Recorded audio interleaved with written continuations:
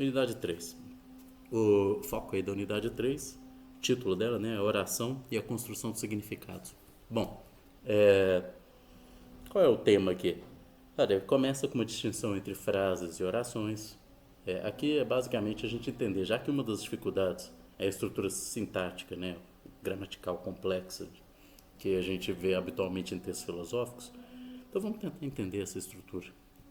Eu acho que essa informação aqui ela é importante para que vocês atentem, vocês entenderem por que é difícil esse texto, não é à toa. Ele é de fato complexo. Por exemplo, sintaticamente ele é uma estrutura ultra complexa. Então eu acho que é o caso de vocês atentarem para os elementos que tornam esse texto difícil, que talvez ajude vocês a falar, peraí, sabe, quais são as frases que estão aqui? O que é isso aqui? Monstra isso, né? Vamos desmembrar ele em partes, quem sabe assim, né? A partir da análise a gente entenda. É o seguinte, uma frase, então, ela é essa estrutura mínima, significado. Ela pode ser uma frase nominal, uma frase verbal, ou seja, ela pode nem ter um verbo. Se ela tiver um verbo, a gente vai chamar ela de uma oração. A oração é essa estrutura mínima, sintática, composta por um verbo. E ela tem essa estrutura básica, que vai ser apresentada ali nessa unidade 3, que todo mundo conhece, é um sujeito, um verbo, um predicado. E a essa estrutura básica, a gente vai adicionar uma série de elementos. Então a gente tem que entender, quando a gente está lendo algo, o que ele é. Isso é meio intuitivo, vai se tornando cada vez mais natural, mas talvez se você estivesse perdendo, é o caso de você, peraí, sabe? Quem é o sujeito dessa oração aqui? Qual é o verbo? E essa coisa aqui, o que é? Aí talvez você olhe e fale, isso aqui é um complemento, um adjunto. Os adjuntos, o que eles fazem? Eles qualificam de lugar, tempo, etc. Esses complementos, eles ficam qualificando, né? Sujeito, predicado, o próprio verbo. E aí vem a importância das vírgulas. Na hora da escrita, assim, acho que a segunda edição desse curso, edição 2, tem que se centrar na virgulação. Explicar como se usa vírgulas. Que escrever bem, fundamentalmente, vai envolver isso. Tem a ver com uma pausa, com uma construção, com a clareza do próprio texto, senão ele vira um negócio assim, sem noção. Quando vocês estão lendo um texto filosófico, as vírgulas não estão lá à toa. O que elas fazem é exatamente dividir esses blocos, esses adjuntos, esses complementos, essas coisas que a gente vai adicionando na estrutura básica de uma oração, assim como juntando essas orações, que é outra coisa que eu ia falar, que são as conjunções, termos, né? Portanto, porém, daí, se, que nesse texto do Aristóteles tinha vários. O que é um texto filosófico, se não essa construção de um longo raciocínio que expressa um argumento?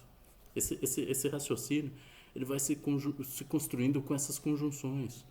Porém, é cheio de termo adversativo, mesmo que, apesar de, os filósofos é sempre assim, que é como se eu falasse, olha, mesmo tendo isso, isso e isso, ainda assim, por causa daquilo, a gente pode concluir aquilo outro.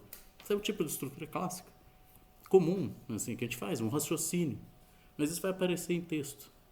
E as vírgulas vão ser fundamentais para ficar dividindo as coisinhas, sabe?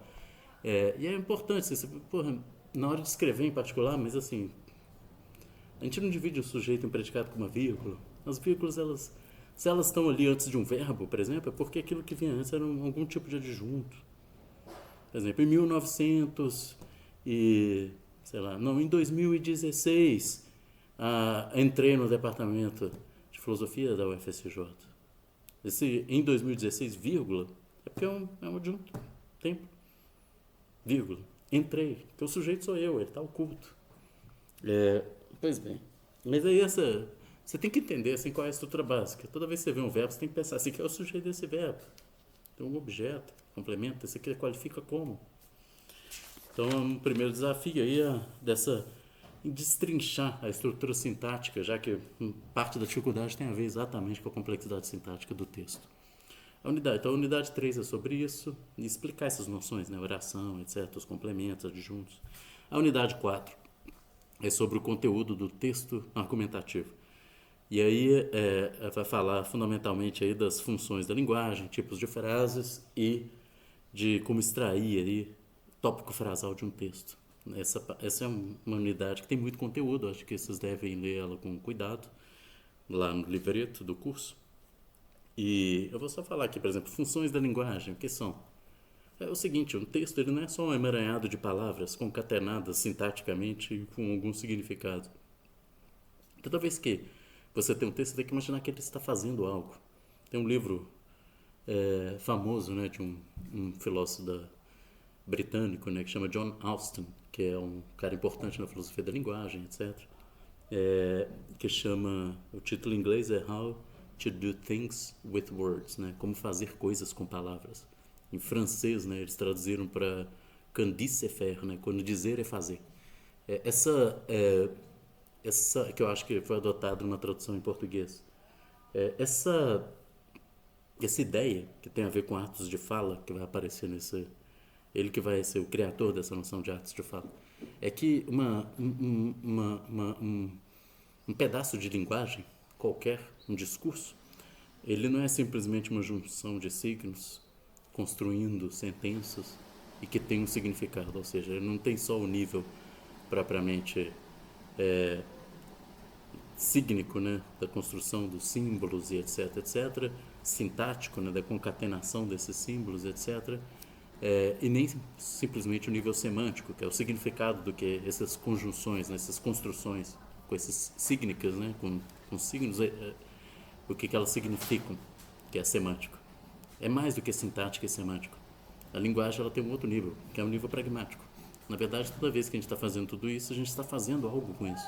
Algo está sendo feito. Eu estou enunciando algo, é uma declaração. Eu estou fazendo uma pergunta, eu estou questionando algo, eu estou xingando alguém, eu estou contando uma piada, eu estou batizando uma criança. Algo está sendo feito com aquelas palavras, sabe? Então, a gente tem que entender, por isso que chama How to Do Things with Words, né? Como fazer coisas com as palavras. É entender o que é que está sendo feito. Então, na hora que a gente fala aqui de tipos de frases, por exemplo, interrogativas, imperativas, assertivas, optativas, né, que expressam, por exemplo, desejos, vontades e tal. Esses tipos de frases, eles são, digamos, marcas textuais que nos mostram qual é o ato de fala que está sendo executado. E quais são os atos típicos? Bom, isso pode ser uma asserção, pode ser uma ordem. O que é uma asserção? Eu estou dizendo que tal coisa é o caso. Choveu ontem.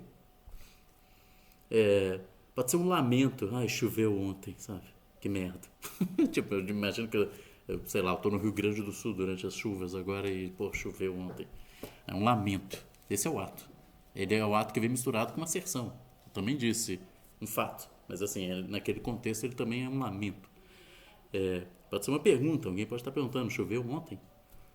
Muda completamente, mas é claro que o sinal, a marca, né, do ponto, né, de interrogação, ele deixa claro qual é propriamente o ato de fala que está sendo executado. Uma ordem, tem uma diferença entre eu virar para minha filha e falar, sei lá, faça um sanduíche, sabe, para você. Essa é uma ordem, é uma coisa muito específica, eu estou dizendo para ela o que ela tem que fazer. Então, eu acho que essa parte aqui é bom que vocês leiam e entendam, porque a compreensão de um texto, ele vai exigir que vocês entendam o que é que está sendo feito em cada momento, cada ato de fala que está sendo executado. Em última instância, é importante você entender, assim, ele quer convencer, ele quer argumentar, o autor, né? Ele nesse momento aqui, ele pretende ilustrar algo. Aqui ele está fazendo, sei lá, uma confissão pessoal, sabe? Sei lá, um momento, uma digressão biográfica. Sei lá, que ele está fazendo várias coisas. Tem que entender o que é que está sendo feito em cada momento. Você entender um discurso que está expresso ali no texto. Então, aí estão essas funções da linguagem, função emotiva, fática, poética, denotativa. É porque o texto filosófico ele é isso também, ele não é puramente filosófico. Ele tem um pouco de tudo. Tem aquele momento em que você pega, por exemplo, eu pus uma passagem do Nietzsche, não sei se foi uma tarefa, um dos fóruns, uma passagem clássica, né, sobre verdade, mentira no sentido extramoral, aquele opúsculo, né, um pequeno texto do Nietzsche. E é uma passagem belíssima, etc. e tal, mas ela é complexa e ela é típico do Nietzsche, por exemplo. É um autor que tem um apelo. Ele é um autor, assim, eu costumo dizer que é o mais sedutor dos filósofos, porque ele tem um texto que parece que é arrebatador, assim, ele vai levando a pessoa. Como ele diz, né? Golpes de martelo, um negócio realmente impactante, né? E como que ele faz isso? Ele é enfim, nesse sentido, um grande gênio, assim, na forma expressiva, um escritor finíssimo, mas que é um cara que ele constrói, assim, toda ele manipula, não é manipular, né, mas enfim, ele congrega um conjunto de formas expressivas que vão apelar às emoções da pessoa. Parece que você sente. O texto do Nietzsche é uma coisa que você sente. Ele é meio grandioso. Ele tem um elemento propriamente emocional, que ele vai ser, de alguma forma, é, conjurado ali pelo autor. Esse um autor considerado maldito, né, o Nietzsche. Mas enfim, ele vai fazer o quê? Ele vai usar uma função emotiva, fática, ele chama atenção porque ele quer altamente poética. Muitos filósofos são assim, ainda mais na história. Você pega textos assim que são altamente poéticos, é uma função poética. É como se naquele momento ali ele quer construir um belo texto mesmo, sabe? Essa intenção assim da beleza, assim como um poeta mesmo. É, um texto filosófico ele é tudo isso juntos. Ele tem essas funções, tem expressões que você percebe que aparecem lá, um tipo de expressão com um grau de concisão ou de forma, que claramente ele busca efeitos propriamente poéticos, emotivos, fáticos, chamar atenção para algo. Enfim, não é só uma argumentação fria, como se fosse um bando de frios e calculistas. Não, são seres humanos como nós, eu, você, como qualquer um de nós. E o fato da gente ser ou não levado no nosso pensamento, no nosso conjunto de crenças, né? Ser convencido por alguém de alguma coisa, em parte também envolve as nossas emoções, o quão bonito a gente acha aquilo, é como se a gente fosse também facilmente seduzido pelo texto. É por isso que eu falei que Nietzsche é um grande sedutor, né? Num certo sentido é isso, a gente tem que conseguir encantar, levar as pessoas para algum lugar, é isso que a gente faz quando a gente escreve um texto e argumenta com alguém. Então a filosofia, os seus grandes autores, eles são mestres, né, nessa arte de construir textos que levam as pessoas a algo, a concordar com eles em algo, ou levam a algum lugar, ou talvez até uma ação. No caso, por exemplo, você pega imagina um texto do Marx, ele quer mudar o mundo, veja bem.